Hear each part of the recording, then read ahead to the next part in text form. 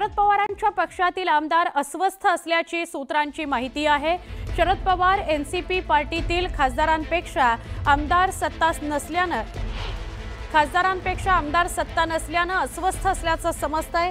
खासदार आणि आमदार हे सध्या सत्ता नाहीये राष्ट्रवादी काँग्रेस शरदचंद्र पवार पक्षाकडे, त्यामुळे अस्वस्थ आहेत असं कळतंय। एनसीपीचे शरदचंद्र पवार गटातील आमदार ज्यांना सत्तेचे वेध लागल्याची चर्चा सुरू झालेली आहे। एनसीपी शरद पवार गटातील आमदार अस्वस्थ आहेत। विरोधी पक्षात राहून मतदारसंघातली कामं होत नाहीत, त्यामुळे आमदार अस्वस्थ झालेले आहेत। सत्तेत जायला हवं ही आमदारांची शरद पवारांकडे आग्रही मागणी असल्याचीही सूत्रांकडून माहिती मिळते। भाजपसोबत युती करणार नाही या भूमिकेवर शरद पवार ठाम आहेत असं समोर येत आहे।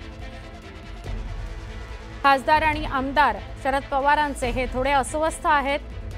सत्तेत नसलो तर मतदारसंघातली कामं होत नाहीत असं म्हणत खासदार आणि आमदारांनी सत्तेत जायला हवं असं शरद पवारांकडे म्हटलेलं आहे। तर शरद पवार मात्र भाजपसोबत सत्तेत जायचं नाही, युती करणार नाही या भूमिकेवर शरद पवार ठाम दिसतायत। आपल्याबरोबर आहेत विद्याताई चव्हाण, त्यांच्याशी बोलूया।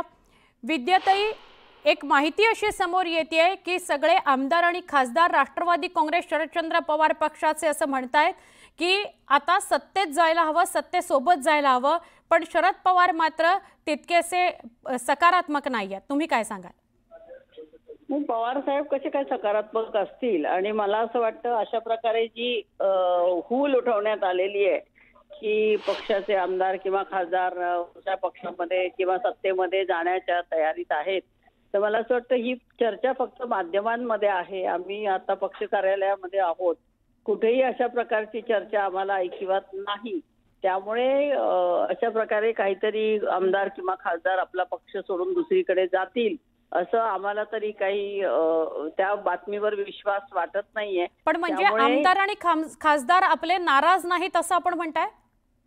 निश्चितच नाराज नाही आहेत। नाराज असते तर त्यांनी सांगितलं असतं ना तसं, पण आमच्या आता ऐकिवात नाहीये तशा प्रकारे की आमदार किंवा खासदार कुठे नाराज आहेत, त्यांना सत्तेत जायचं आहे असं काही माझ्या तरी ऐकवत नाही।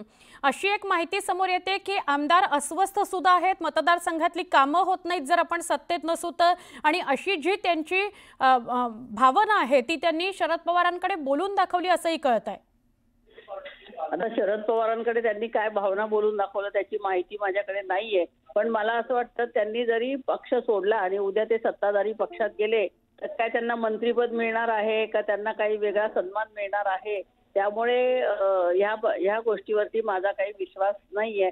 आणि निश्चितच ते आहेत तिथे चांगल्या प्रकारे लोकांनी त्यांना ज्या मतदार क्षेत्रात निवडून दिलेलं आहे त्या मतदार क्षेत्रामध्ये चांगलं काम करायचं जोमाने त्यांनी प्रयत्न करावा, जेणेकरून पुढच्या निवडणुकांना सुद्धा त्यांना यश मिळेल। ते जर आज इकडून तिकडे बदली करून गेले, दल बदलू प्रकार केले तर लोकांच्या मनातनं त्यांची प्रतिमा मलिन होण्याची शक्यता जास्त आहे। नक्की, धन्यवाद ताई, तुम्ही न्यूज 18 लोकमतशी बोललात त्याबद्दल। राष्ट्रवादी काँग्रेस शरदचंद्र पवार पक्षाच्या विद्याताई चव्हाण आपल्या सोबत होत्या। त्या म्हणाल्या ही एक हूल उठवण्यात आलेली आहे, असं काही नाही, आमचे आमदार अजिबात नाराज नाहीत आणि ते आमच्या सोबतच राहतील। आमच्या प्रतिनिधी प्रणाली कापसे यांच्याशी बोलूया। प्रणाली, एक गोष्ट समोर येते की आमदार नाराज आहेत राष्ट्रवादी काँग्रेस शरदचंद्र पवार पक्षाचे, आणि त्यांनी आपली भावना शरद पवारांपर्यंत सुद्धा पोहोचवलेली आहे की आपण सत्तेत असायला पाहिजे, सत्तेत जायला पाहिजे, पण पवार मात्र तयार नाहीत। आपण काय सांगाल? राष्ट्रवादी शरदचंद्र पवार पक्षाच्या वरिष्ठ सूत्रांची जी माहिती आहे त्यानुसार या तथ्यता आहे की खासदारांपेक्षा आमदार जे आहे ते जास्त अस्वस्थ आहे। आमदारांना असं वाटतं की आपण सत्तेत नाही आहे त्यामुळे आपली कामं होत नाहीत। तुलनेत खासदार मात्र शरदचंद्र पवार पक्षाची किंवा शरदचंद्र पवार यांची साथ सोडायला तयार नाहीये। त्यांच्यात ती अस्वस्थता नाहीये जेवढी अस्वस्थता ही आमदारांमध्ये आहे, आणि त्यामुळे काही आमदारांनी त्यांचं मत जे आहे ते शरद पवार यांच्यापर्यंत पोहोचवल्याची सुद्धा सूत्रांची माहिती आहे। आणि त्यामुळे जी माहिती मिळते त्यानुसार आमदारांचा रेटा आहे की आपण सत्तेमध्ये सहभागी व्हावं, आपल्याला जर काम करून घ्यायची असेल तर आपण सत्तेमध्ये राहावं असं त्यांचं म्हणणं आहे। परंतु खासदारांमध्ये मात्र तेवढी अस्वस्थता नाही, आणि त्यामुळे राष्ट्रवादी पक्ष जे आहे ते दोन्ही राष्ट्रवादी एकत्रित होतील आणि किंवा त्यातलं राष्ट्रवादी शरदचंद्र पवार पक्ष हा एनडीए मध्ये केंद्रीय पातळीमध्ये एनडीए मध्ये जाईल अशा ज्या चर्चा होत्या त्या चर्चांना कुठेतरी पूर्णविराम या ठिकाणी मिळताना दिसतोय. कारण वरिष्ठ सूत्रांची आणखी एक माहिती आहे की भाजप वगळता इतर कुठल्याही पक्षांबरोबर स्थानिक पातळीवर महानगरपालिका किंवा स्थानिक स्वराज्य संस्थांच्या ज्या निवडणुका होणार आहेत, ग्रामपंचायतीच्या ज्या निवडणुका आहेत त्याच्यामध्ये युती करता येऊ शकेल अशी शक्यता निर्माण झालेली आहे. परंतु त्यामध्ये अडचण आहे ती भाजपची. जर स्थानिक पातळीवर राष्ट्रवादी शरदचंद्र पवार पक्ष हा भाजप बरोबर जाऊ इच्छित नाही महानगरपालिका ग्रामपंचायतीच्या निवडणुकांमध्ये, तर विधानसभा आणि एनडीए मध्ये सहभागी होण्याचा तर प्रश्नच निर्माण होत नाही हे यातून दिसून येतं. आणि त्यामुळे ही अस्वस्थता जी आहे ती आमदारांमध्ये मोठ्या प्रमाणावर वाढल्याचं दिसून येत आहे. नक्की प्रणाली, धन्यवाद आपण माहिती दिली त्याबद्दल. एकीकडे आमदार अस्वस्थ असल्याची माहिती समोर येते, दुसरीकडे दोन्ही राष्ट्रवादी काँग्रेस एकत्र येणार असल्याच्या चर्चांना पुन्हा उधाण आलेलं आहे. त्याचं घडलं असं की आगामी निवडणुकीत भाजप वगळता शरद पवारांची राष्ट्रवादी काँग्रेस इतर कोणत्याही पक्षासोबत युती करू शकतो असं विश्वसनीय सूत्रांकडून सांगितलं जात आहे. स्थानिक स्वराज्य निवडणुकांमध्ये महाविकास आघाडीतील घटक पक्ष एकत्र येण्यास फारसे उत्सुक नसल्याचं बोललं जात आहे. त्यात शरद पवारांच्या राष्ट्रवादी काँग्रेसमध्ये स्थानिक युती संदर्भातले सगळे अधिकार स्थानिक नेत्यांना देण्यात येणार आहेत. म्हणजे भाजप वगळता शरद पवारांची राष्ट्रवादी काँग्रेस इतर कोणत्याही पक्षासोबत युती करू शकते. त्यात काही दिवसांपूर्वी भविष्यात दोन्ही राष्ट्रवादी काँग्रेस एकत्र आल्यास आश्चर्य वाटणार नाही आणि युती संदर्भातले निर्णय सुप्रिया सुळे घेतील असं सूचक विधान शरद पवारांनी केलं होतं. त्यात सुप्रिया सुळेंनी दादांच्या राष्ट्रवादी काँग्रेससोबत युतीबाबत केलेल्या विधानामुळे पुन्हा एकदा ताई आणि दादा एकत्र येण्याच्या चर्चांना उधाण आलेलं आहे.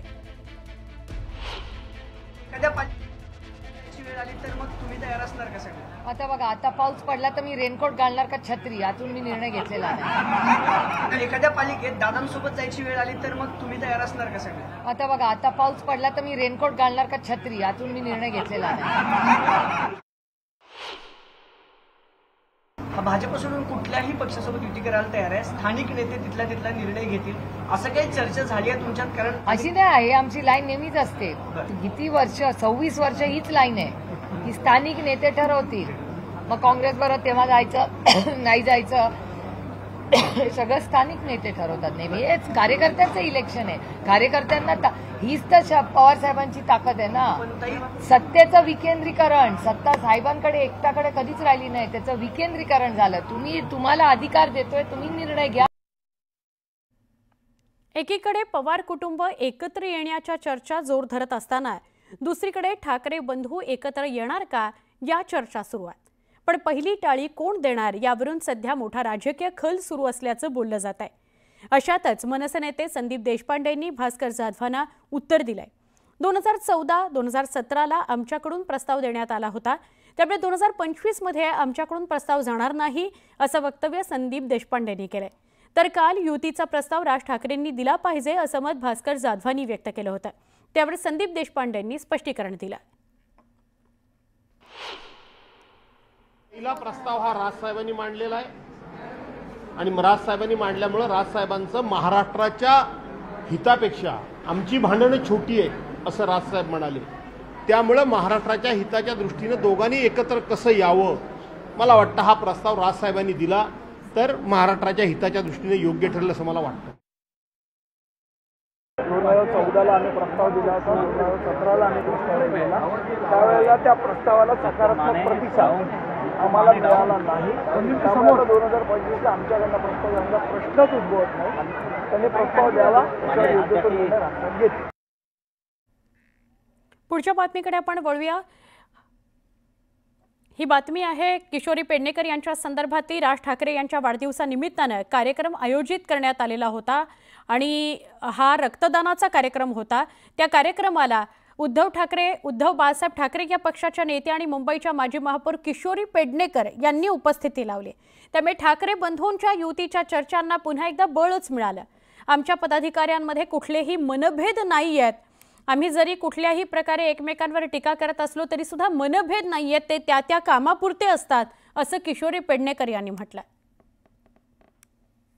राजसाहेबांनी पण काही गोष्टी मांडल्या आहेत महाराष्ट्राच्या हिताच्या, मुंबईच्या मराठी हिताच्या. त्यामुळे आम्ही आशादायी आहोत जसं संदीपने सांगितलं की आम्ही जरी प्रवक्ते नेते असलो तरी अंतिम निर्णय दोन्ही भाऊ आणि दोन्ही पक्षप्रमुख घेतील. विक्रोळी पूर्व आणि पश्चिमेला जोडणाऱ्या उड्डाणपूल वाहतुकीकरता आज खुला होतोय. मात्र त्याआधीच शिवसेना शिंदे गटानं फीत कापून या पुलाचं उद्घाटन केलं. विक्रोळी पूर्व आणि पश्चिमेला जोडणाऱ्या विक्रोळी उड्डाणपुलाला आज दुपारी 4च्या दरम्यान वाहतुकीकरता हा सुरू झाला, ओपन झाला. पण या परिसरात उड्डाणपुलाकरता श्रेयवाद दिसून आला, बॅनरबाजी दिसून आली. सकाळच्या सुमारास भाजप माजी खासदार मनोज कोटक यांनी या ब्रिजची पाहणी केली आणि ब्रिज हा मुख्यमंत्र्यांच्या सांगण्यावरून 4 वाजता सामान्य नागरिकांकरता खुला करण्यात येईल असं सांगितलं गेलं. पण याआधी शिवसेना शिंदे गटाकडून थेट या ब्रिजचं उद्घाटनच करण्यात आलं.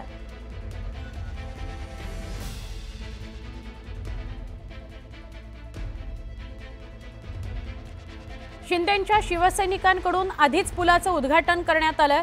विक्रोळीतल्या पुलावरून राजकारण पेटलेलं आपण बघतोय.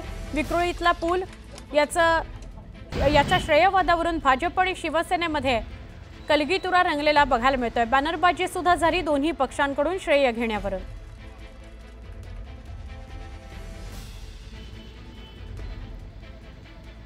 पूर्व आणि पश्चिमेला जोडणारा उड्डाण पुलाचं उद्घाटन जे आहे ते आज संध्याकाळी 4 वाजता म्हणजे 4 वाजल्यापासून सर्व वाहतुकीसाठी हा उड्डाणपूल जो आहे तो उघडकीस येण्याचं पाहिलं. मी याच उड्डाणपुलावर आहे.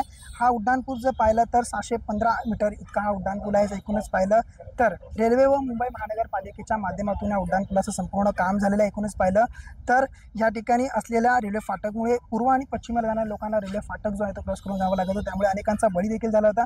त्यानंतर पाहिलं तर ह्या ब्रिजचं जे आहे ते काम सुरू झालं. तर एकूणच पाहिलं तर ह्या ब्रिजचं काम संपूर्ण जे आहे ते झालेलं आपल्याला पाहायला. एकूणच पाहिलं तर माजी खासदार या ठिकाणी आहेत, त्यांच्याशी आपण जे आहे ते बातचीत करणार आहोत की एकूण जर पाहिलं तर हा जो ब्रिज आहे ब्रिज संपूर्ण बनून जो तयार झाला आहे. काय झाला काय सांगाल की हा जो ब्रिज आहे तो 4 वाजता जो आहे तो सर्व वाहतुकीसाठी खुला होणार काय सांगाल? मी माननीय मुख्यमंत्री देवेंद्रजी यांचं अभिनंदन करणार आहे की त्यांनी कुठलीही औपचारिकता न करता या ब्रिजला जनतेसाठी खुला केलेला आहे.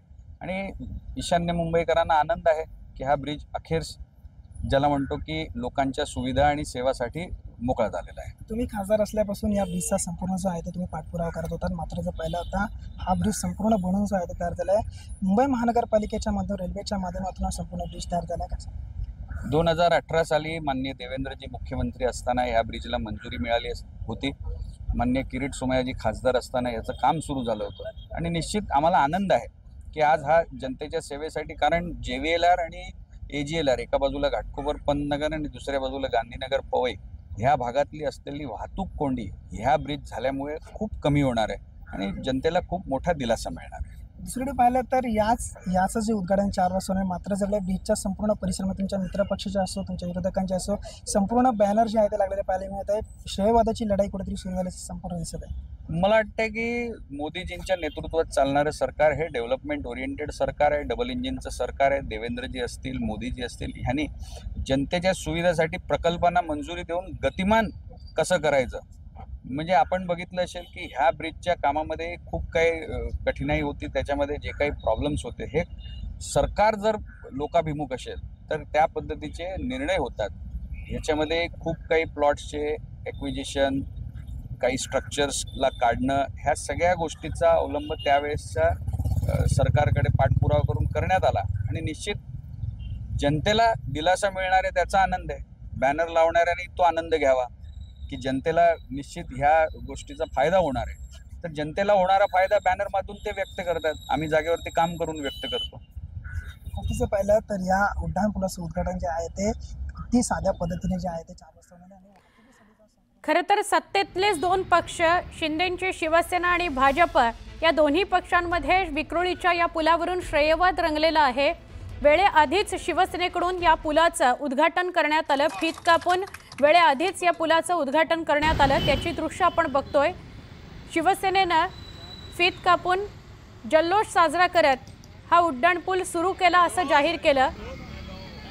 विक्रोळी पूर्व आणि पश्चिमेला जोडणाऱ्या उड्डाणपूल वाहतुकीकरता तो आज खुला होणार होता, पण त्याआधीच शिवसेना शिंदे गटानं फीत कापून त्या पुलाचं उद्घाटन केलं. भाजपचा हा जल्लोष आपण बघतोय आणि एकीकडे शिंदेंच्या शिवसेनेनं फीत कापून हा पूल ओपन केला त्याची दृश्य। भाजपचा हा जल्लोष श्रेयवाद रंगलेला दिसतोय सत्तेतल्याच दोन पक्षांमध्ये। विक्रोळी पूर्व आणि पश्चिमेला जोडणारा हा उड्डाणपूल आहे। दुपारी 4च्या दरम्यान वाहतुकीकरता तो खुला होणार होता, पण त्याआधीच शिवसेनेनं फीत कापून त्याचं उद्घाटन करून टाकलं।